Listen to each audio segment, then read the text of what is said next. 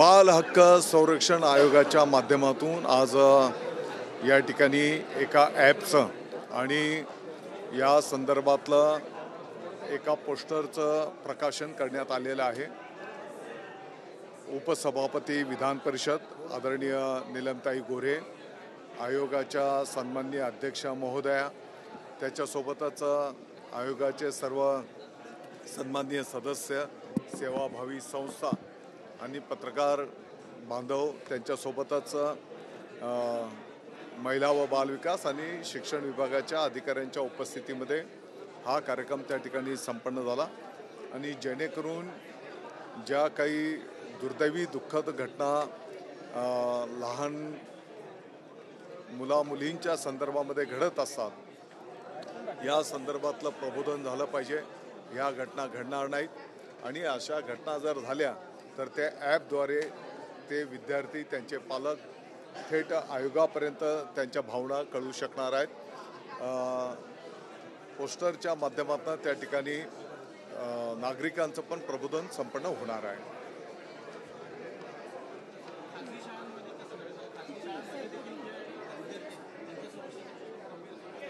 नाही, हा ॲप आणि हे पोस्टर हे सर्वांच्यासाठी आहे। त्याच्यासोबतच शालेय शिक्षण पातळीवरची पर्टिक्युलर या विषयाच्या संदर्भातली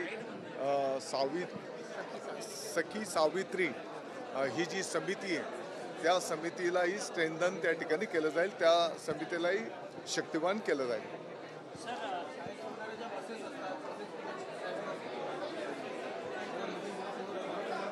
मला वाटतं की अगदी त्या शाळेच्या बसेसपासून, त्या शाळेंमध्ये CCTV बसवण्याच्यापासून, स्वच्छतागृह आहेत त्यांच्यापासून याचा एक संपूर्ण आराखडा विभागाच्या वतीने आता तयार केला जातो आहे आणि येणाऱ्या काळामध्ये या संदर्भातला प्रारूप तयार करून त्याची अंमलबजावणी केली जाईल आणि जेणेकरून अशा घटना घडणार नाहीत। मग शिक्षकांचंही प्रबोधन, त्याच्यासोबतच विद्यार्थ्यांचंही प्रबोधन, ज्याला आपण गुड टच बॅड टच बोलतो, त्याच्यासोबतच एकंदरीत नागरिकांचं पण प्रबोधन आपल्याला करावं लागेल।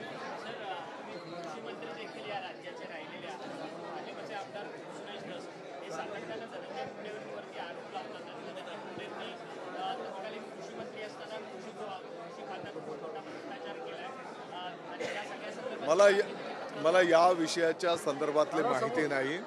मला वाटतं की माहिती घेतल्याशिवाय बोलणं उचित होणार नाही। आता झालाय ना बाबा, किती वेळेस तोच विषय या संदर्भातले सर्वस्वी अधिकार माननीय मुख्यमंत्री महोदय, माननीय उपमुख्यमंत्री महोदयांचे आहेत। ते चर्चा करतील, त्यांना जे योग्य वाटते तो निर्णय करतील, त्या निर्णयाची अंमलबजावणी करणं कार्यकर्ता म्हणून जबाबदारी आमची राहील।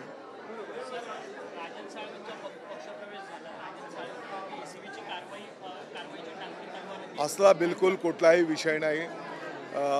मला वाटतं की आपण सर्वांनी पण बघितलेलं आहे, काही महिन्यांच्यापासून त्यांच्या मनामध्ये सारख्या काही भावना होत्या आणि शेवटी हिंदू हृदय सम्राट शिवसेना प्रमुख माननीय बाळासाहेब ठाकरे साहेबांचे हिंदुत्वाचे, राष्ट्रीयत्वाचे विचार जिथे आहेत त्या ठिकाणी त्यांनी प्रवेश माननीय शिवसेनेचे मुख्य नेते एकनाथजी शिंदे साहेबांच्या नेतृत्वाखाली शिवसेनेमध्ये प्रवेश घेतलेला आहे। सर, एक हिंदी में सीएम रिलीफ फंड के बाद अब नया DCM के भी कोऑर्डिनेशन कमेटी स्थापन हुई है, तो चर्चा ये हो रही है कि क्या 2 पावर सेंटर्स इस सरकार में है?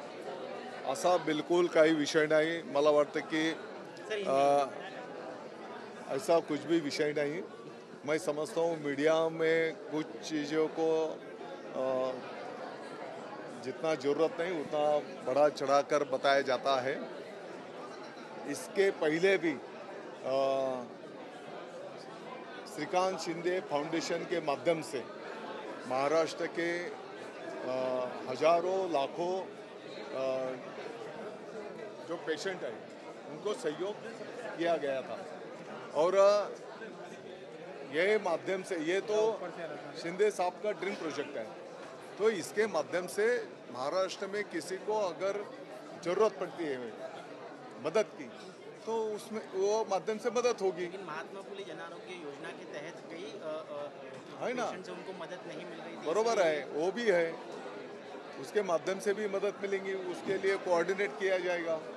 सर, राज्यात पॉवर सेंटर निर्माण होत आहेत का? कारण की उपमुख्यमंत्र्यांनी एकनाथ शिंदेंनी कोऑर्डिनेशन स्थापन केलं, तर मुख्यमंत्र्यांचा महत्त्व आहे, मुख्यमंत्र्यांची मला वाटतं की या संदर्भातला स्वतः उपमुख्यमंत्री महोदय एकनाथजी शिंदे साहेबांनी खुलासा केलेला आहे। हे कुठलेही पॉवर सेंटर नाहीत। शिवसेनेचे जे मंत्री आहेत त्या मंत्र्यांच्या विभागाचा आढावा घेणं, त्या माध्यमातून समन्वय साधणं, अनेक शिवसेनेचे जे आमदार आहेत त्यांच्या भागातले जे काही मोठे प्रकल्प आहेत त्या प्रकल्पांचा संवाद साधण्याच्यासाठी तो कक्ष आहे आणि हा खुलासा स्वतः उपमुख्यमंत्री महोदयांनी केलेला आहे।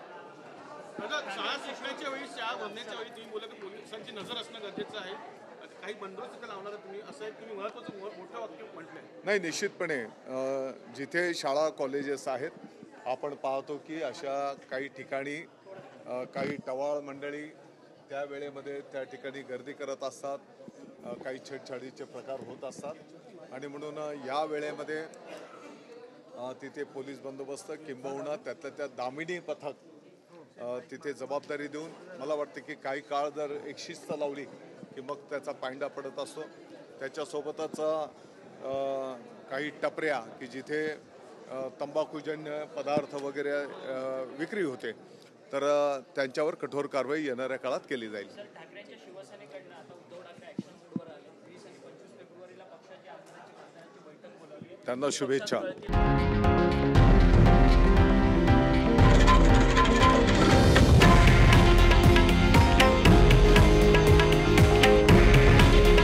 हे आहे देशातील नंबर 1 न्यूज नेटवर्क आणि आपण पाहत आहात TV9 मराठी।